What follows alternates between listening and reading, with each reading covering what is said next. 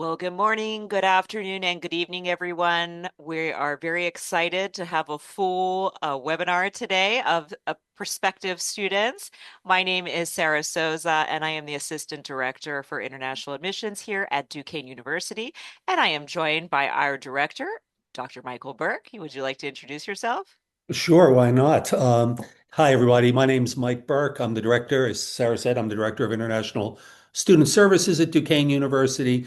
Thank you so much for making time to be with us today. I know we have a large crowd, and I know that funding your U.S. education is always an important topic. So thanks so much for joining us. All right, so I'm going to get the PowerPoint up and going here. Mike, do you see that properly on your I screen? do. All Yep. right, There you go. let's get going. There's our name and type and the title of today's webinar, which is Financing Your Education in the USA. So today, uh, Dr. Burke and I are going to give you some tips that are not only applicable to here at Duquesne, but in general in the USA. So we do hope that you take this, and we know you apply to other schools, but we absolutely hope you come here and choose Duquesne. But we do hope that you can learn some general information too about this webinar. So I wanted to first post the cost, and this is the I-20 cost for Duquesne. We have it at the undergraduate level, the tuition and housing. That housing does include your food as well. And there's a lot of other expenses, and this is something that's important to consider. Um, Mike and I, we're always want to be realistic with students because that helps you plan your budget, and that's a lot of what this is about today. For the extra expenses that you want to consider with your education, it's your flights in a year.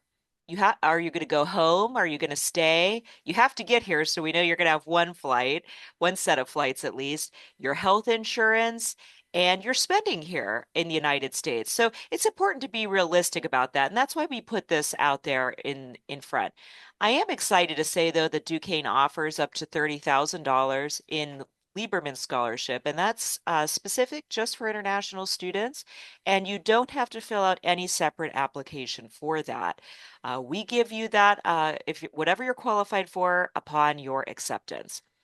So I'll go to the postgraduate. So this would be this is a variable rate more because our graduate programs are so different. We have some programs that can be completed in a year at the postgraduate level, and some that take up to 8 years for PhDs. So this is going to look differently, and all the tuition is different. So that's why there's a scale here in terms of tuition. And when you apply, you should know what that is. Take a look at the website. You could talk to one of us, whatever your program is, and we can give you an idea of what that tuition is. And again, that helps you to realistically plan your budget.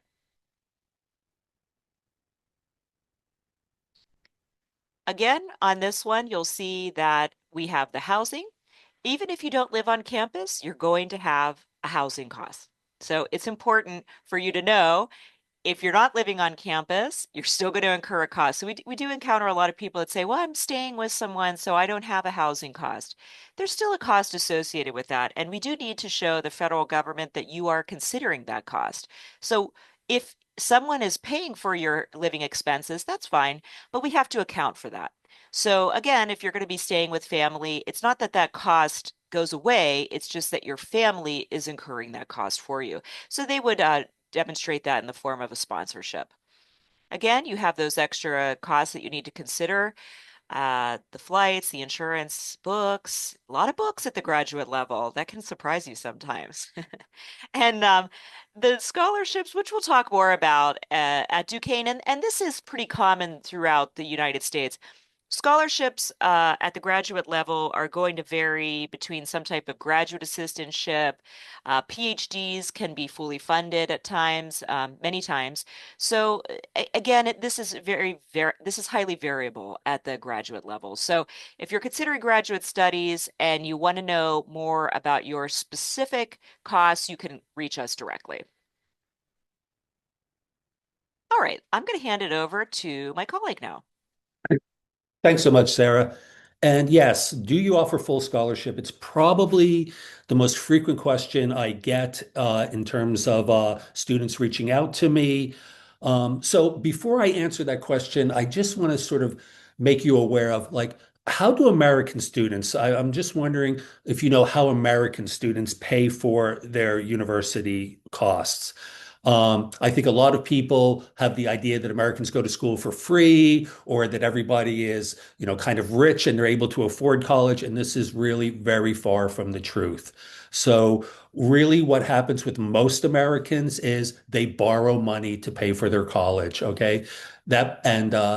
It's not unusual for an American to graduate with their undergraduate degree and be, fifty to $75,000 in debt to the bank over, the money they borrowed to pay for their university.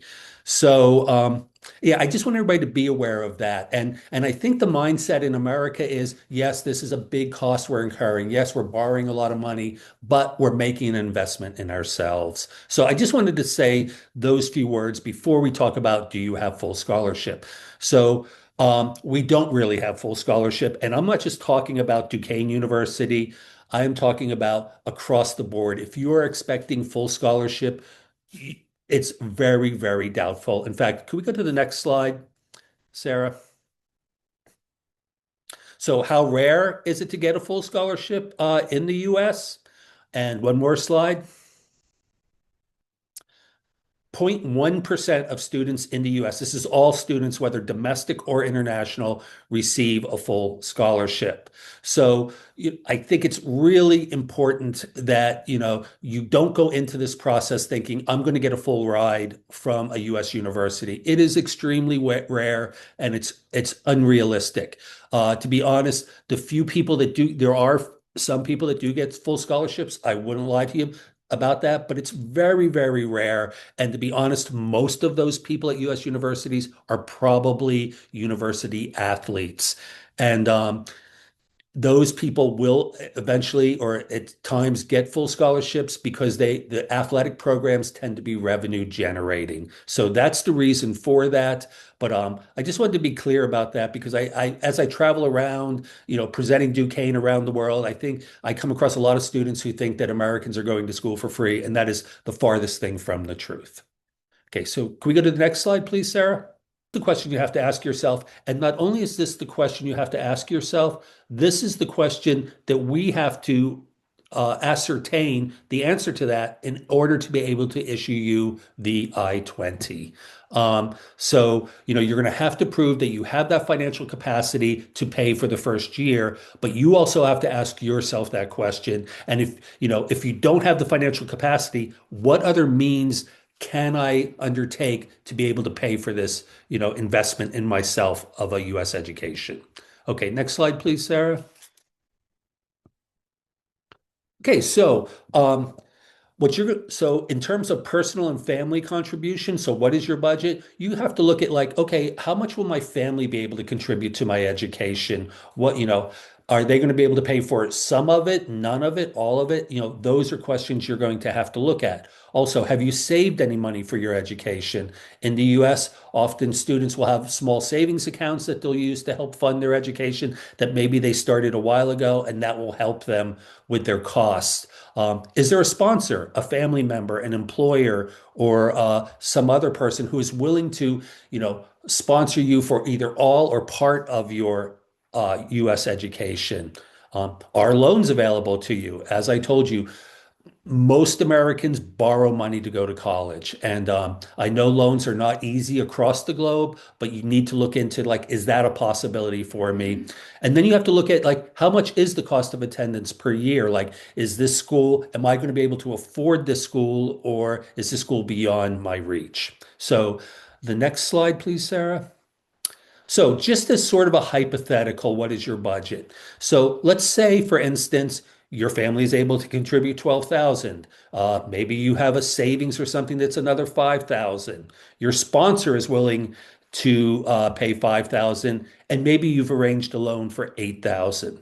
So I am from an English background, but I'm going to use my math skills here, Sarah. But that comes up to about 30,000. So The total cost of attendance per year is 60,000. So if we can go to the next slide and yep, so total cost of attendance 60,000, total budget that you have 30,000, the remaining funding needed would be $30,000. So this is where you begin at. How am I going to meet this? How am I going to close this circle and meet this $30,000 need that I have? And once again, this is very much a hypothetical. So I'm going to turn it back over to Sarah. And Sarah, how can they meet this $30,000 need? Yeah, I know this is why many of you tuned in today. You want to kind of know the secret sauce behind this. And it's really not secret at all, is the good news. You should look at this as a layered cake.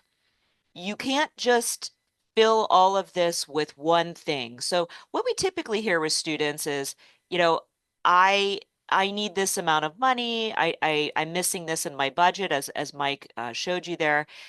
What can Duquesne provide? And we are always looking for opportunities for our students. I want to reassure you, and I love when students bring those concerns to us because we do want to help you. What we will often respond is with another question. So, what are you looking into as well? We're going to try our best to help you, but we need you to help layer that cake, and you need to look for other resources as well. So, we're going to provide a couple with you here that you can look into. So, financial assistance from your country. This is different, and this is going to be your homework because we have so many different countries that we recruit students from. So, is there any funding sources special from your country for your major?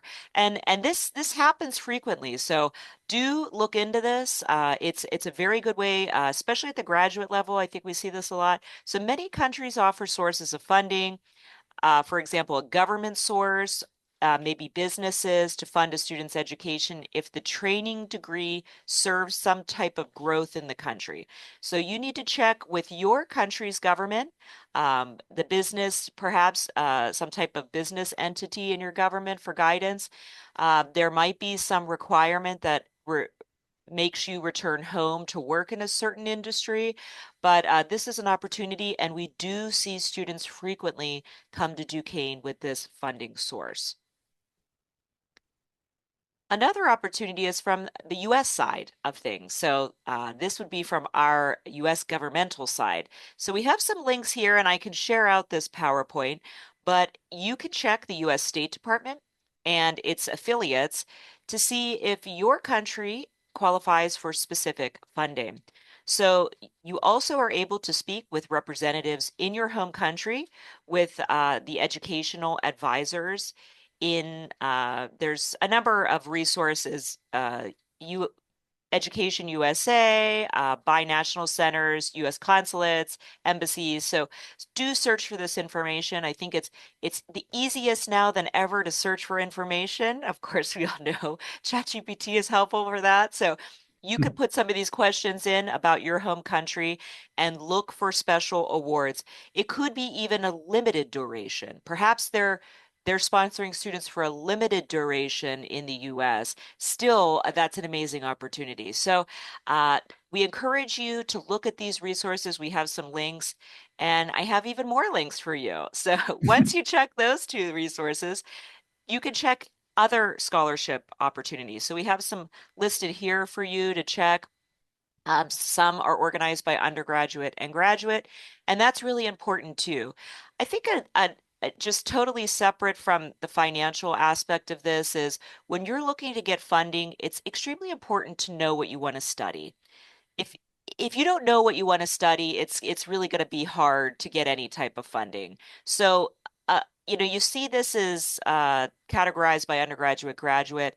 I would say also it's really important that you know your major because most scholarships are going to ask you about that intended study. What's your plan? That's very important.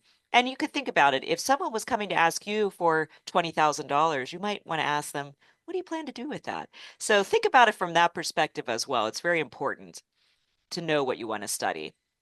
So here's an example of one of these scholarships, the Hispanic Scholarship Fund, and they'll have the deadline for you to apply, the levels that qualify, and do make sure that you qualify.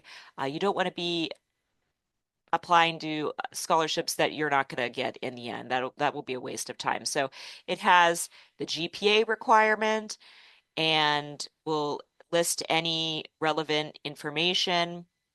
So do look through the document and highlight everything that applies to you. Again, be aware of those due dates. This is your first homework assignment of university level. So you could put these due dates. I put them in my calendar to remind myself of when I need to have things done. And again, talking about make sure that you qualified regionally, your grades, and then your field of study is so important. So this is an example of a scholarship, and you see here it's 500 to 5,000. That might not make up that 30,000, but it's another layer.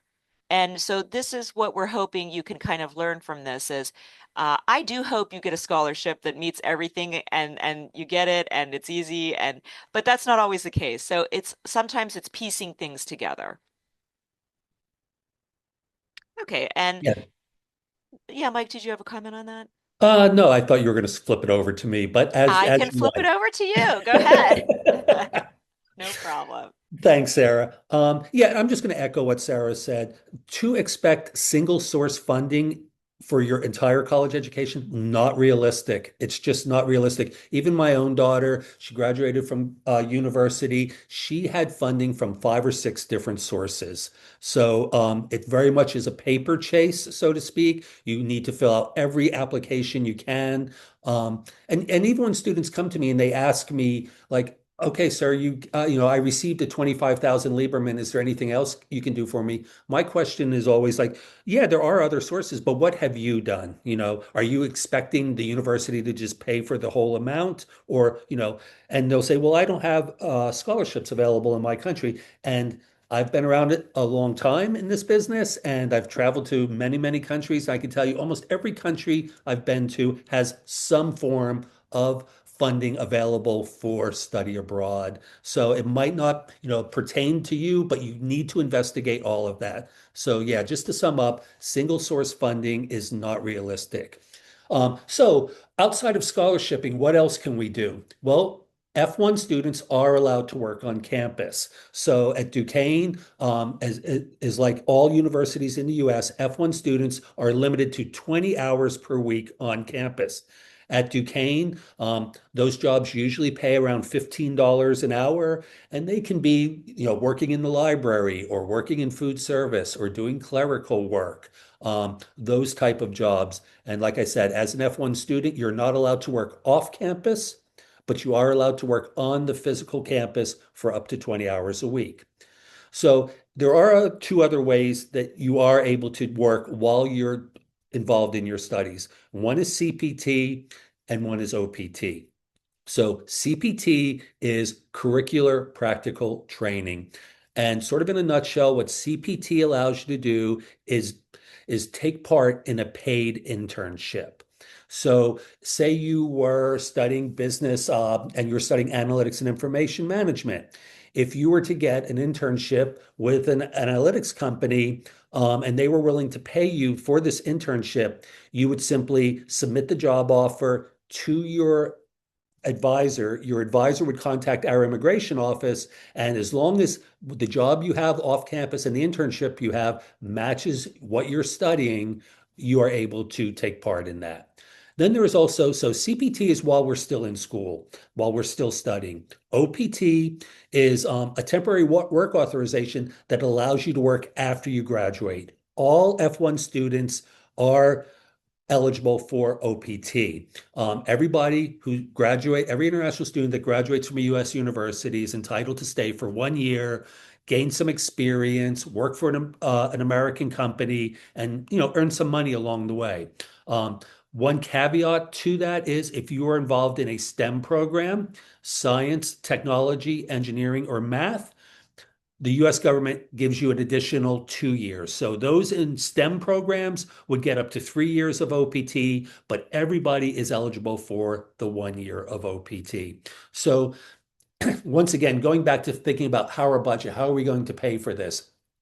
I think when people are doing loans, what they'll do is they'll think like, okay, I'm going to borrow money, but when I do my 3 years of OPT, I'll be able to pay back that loan. So I would say, our average probably OPT person doing OPT is probably going to make around somewhere around $50,000 a year. And if you're in a STEM program, that could take place over 3 years. So you need to look at that OPT income possibility as well when you're thinking about how am I going to pay for my U.S. education. So with graduate funding, it's a little bit different. As Sarah pointed out, our Lieberman Scholarship is directly for undergraduates. We do not, out of our Office of Global Engagement, directly fund graduate students. However, graduate students can receive funding and scholarship from their department. So there are departmental scholarships. You can take part in research assistant, teaching assistant, and graduate assistantships. Usually in the research and teaching assistant, students receive stipends, a lump sum of money that they are paid in exchange for, research or teaching. And then at the graduate assistantship, those students usually receive tuition remission. So I know in our office, we have our students, our graduate assistants will work for 10 hours a week, and we will give them 6 credits of tuition remission. So next slide, please, Sarah. And next slide.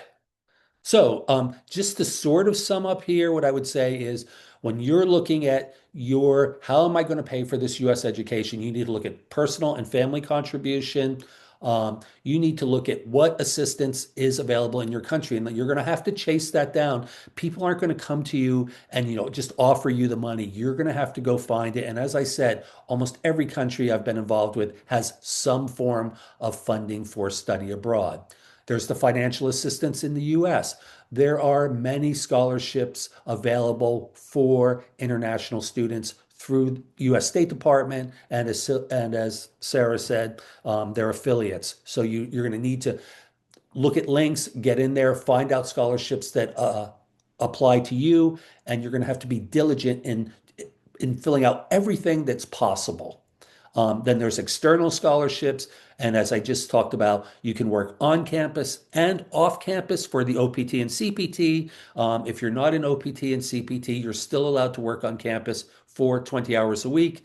And then there's graduate funding through assistantships, research, and teaching assistantships as well. So I think that sort of brings us to the end, Sarah. And I know we have a large crowd with us today, so I'm not sure if people have been putting info or questions into the chat, but why don't we go from there?